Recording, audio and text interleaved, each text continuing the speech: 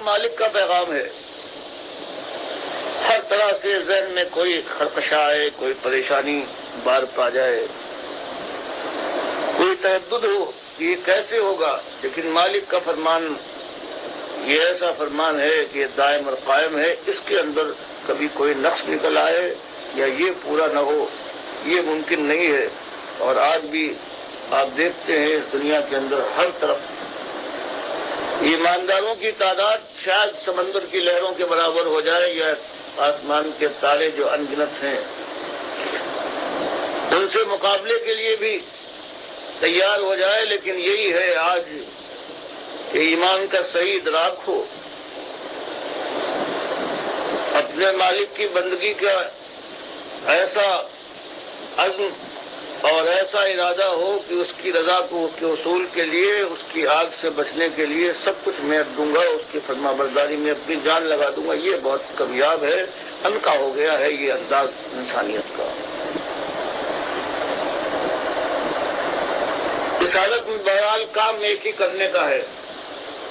ہر قرآن کا جو ایک ہی مضمون ہے کہ پہلے اپنے سینے میں جو شیطان براجمان ہے اس کو رام کرو،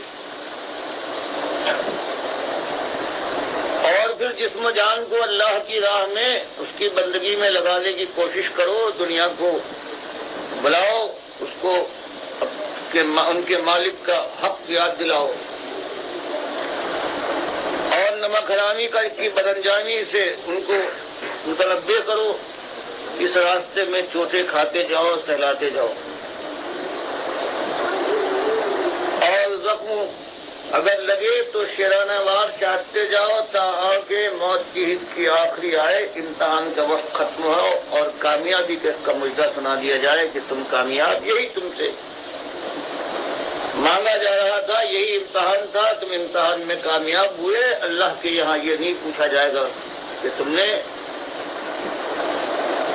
یہ کام، اتنا بڑا کام ہے، انقلاب کیوں نہ لے آئے. یہ اللہ کی مشیت ہے پروردگار کی.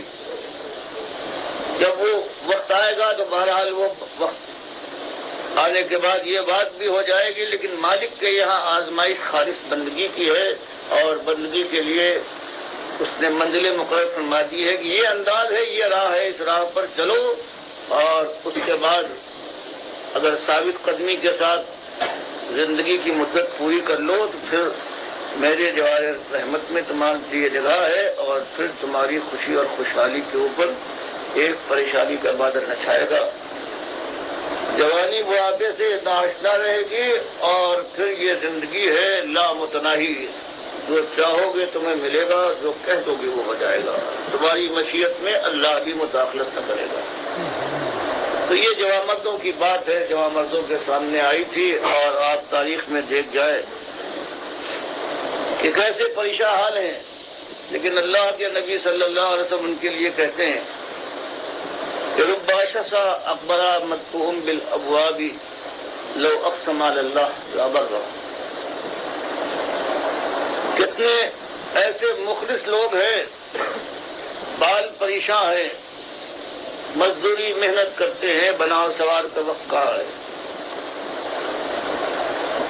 اکبرا بدن اٹا ہوا ہے گرد و غبار سے، نہانے اور آرائش کرنے کا ان کے اندر دم کہاں. اور مدفوم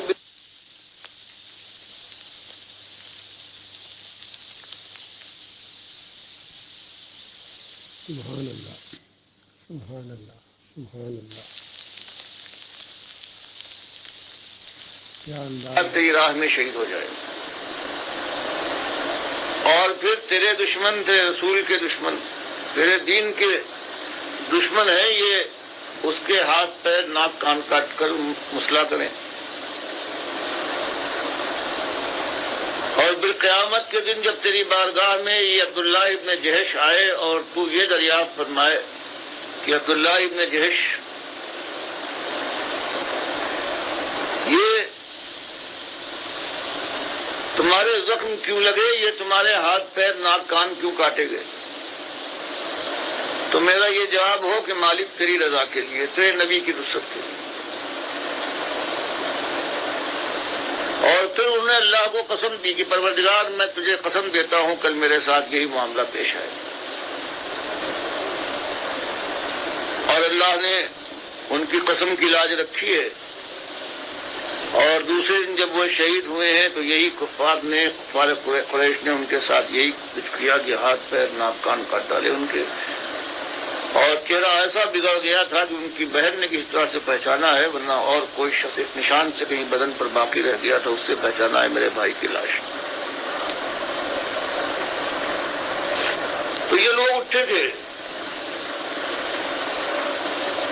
اللہ کی آزمائش میں ایک ہی آزمائش ہے کہ وما خلقت الجن والانس الا لیعبدون. میں نے زمین بنائی، آسمان بلند کیا، ہوائیں چلائیں، بارش برسائی، پیٹ کا رزق اور آسمان سے ہدایت کی کتابیں اور انبیاء تعلیم فرمائے. انبیاء اتارنے کے بعد دنیا کو بتایا کہ میں کیا چاہتا ہوں اور کیا چاہتا. ایک بات تھی کہ صرف میری بندگی کرو، میرے غلام بن جاؤ. انبیاء نے اپنی زندگی سے غلامی کا اظہار اور معیاری اظہار کر کے دکھا دیا. آج بھی وہی چیز ہے جب کوئی کہیں سے اٹھے. کہاں آزمایا گیا ہے؟ دولت کے دے کر آزمایا گیا ہے یا نہ دے کر. لیکن آزمائی صرف ایک ہے کہ کون بندہ ایسا ہے کہ جو اللہ کی غلامی کا حق ادا کرنے کی کوشش کرے اپنے ماحول کے اندر جہاں تک اس کا وقت چلتا ہے. اللہ تعالیٰ سے دعا کیجیے اور پروردگار اس کا عافیت مانگیے. تو چند دنوں کے بعد جو یہاں بیٹھے ہیں یا کوئی بیٹھنے پر قادر نہ ہوگا، ایک ایک کر کے اٹھتا جائے گا اور یہ زمین کا پیٹ عام طور سے کھلے گا. لیکن اس کے بعد پھر وہ دن آنے والا ہے فَإِذَا هُم مِّنَ الْأَجْدَاثِ إِلَىٰ رَبِّهِمْ يَنسِلُونَ کہ ہم اور آپ سب کوئی بھی ہو اللہ کی بارگاہ میں پہنچیں گے اور وہاں یہی سب سے پہلے سوال ہوگا.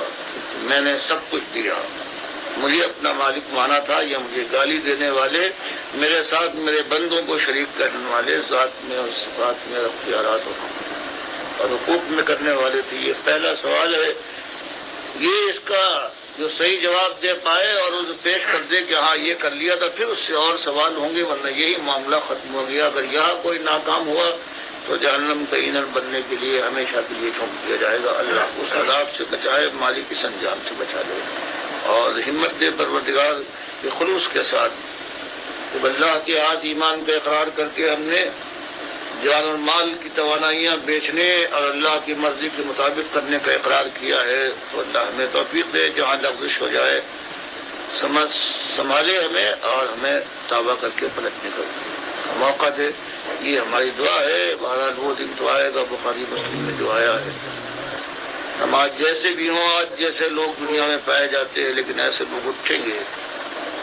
صحابہ کرام کے انداز پر ایمان کی بازی کھیلنے کے لیے ایک ہی چیز ہے کہ ایمان کا اقرار کریں گے، عمل سے ثابت کریں گے، دنیا کو دعوت دیں گے اور اس راہ کی آئی ہوئی انگیز کریں گے ہمت کے ساتھ. آ کے اس زمین کے پردے، زمین کی پیچھ کے اوپر سارے عالم میں سوائے مومنوں کے ایک کافر باقی نہ بچے گا. بخاری اور مسلم کی حدیث ہے. اور 7 سال ایسے گزریں گے کہ صرف مومن ہوں گے اور کسی دو مومنوں کے درمیان کوئی خرقشہ، کوئی رنجش، کوئی عداوت، کوئی قدوت نہ ہوگی. اور سارے ادیان باطلہ ختم ہو چکے ہوں گے. عیسائیت کا بیڑا غرق ہو چکا ہوگا. بتایا گیا، نبی صاحب نے فرمایا کہ صلیب توڑ دی جائے گی، خنزیر کا پتہ کر ڈالا جائے گا. کوئی اور دین باقی نہیں ہوگا، اس لیے کوئی کافر نہیں ہوگا.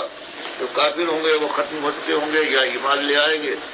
اس لیے جزیہ جو کفار کی حفاظت کے لیے اسلامی حکومت لیتی ہے اس کا وجود نہیں ہوگا، کوئی کافر موجود نہیں ہے. اور دور وہ گزرے گا اس ایمان کا کہ امیر جو آج دنیا میں مال کے لیے آبرو اور جان سب کچھ قربان کر دی جاتی ہے. نبی صاحب نے فرمایا کہ امیر کہے گا اس وقت کے مومن سے کہ جتنا چاہے بیت المال سے لے جا، اللہ نے فراخی دی ہے، بے حساب ہے. اس کا جواب یہ ہوگا کہ آپ کے سارے بیت المال کے مقابلے میں ایک سجدہ جو امام مالک کے ساتھ کرتا ہوں، کے سامنے کرتا ہوں، وہ مجھے زیادہ عزیز ہے. اپنا آپ کا مال آپ کو مبارک.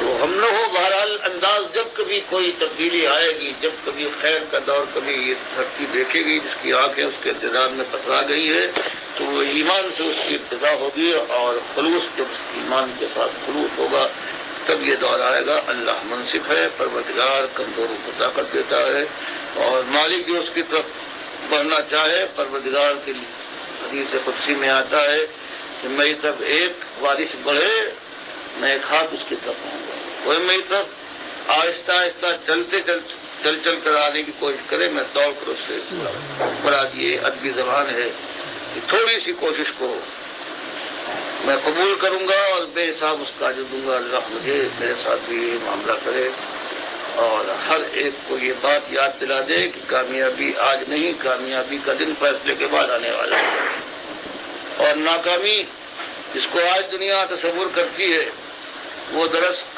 دائمی ناکامی نہیں ہے۔ ناکام تو وہ ہے کہ جو جہنم کی آگ میں جھونک دیا گیا اور جو جنت کی خوشبو نہ پا سکے۔ اللہ اس دن کے لیے ہم کو توفیق دے اور عطا کر دے، اور اللہ کی بارگاہ میں پہنچنے کے بعد پھر جہنم کی آگ سے ہم، ہمارے اس بار قریب ہماری اولاد ہے، ہماری مسلم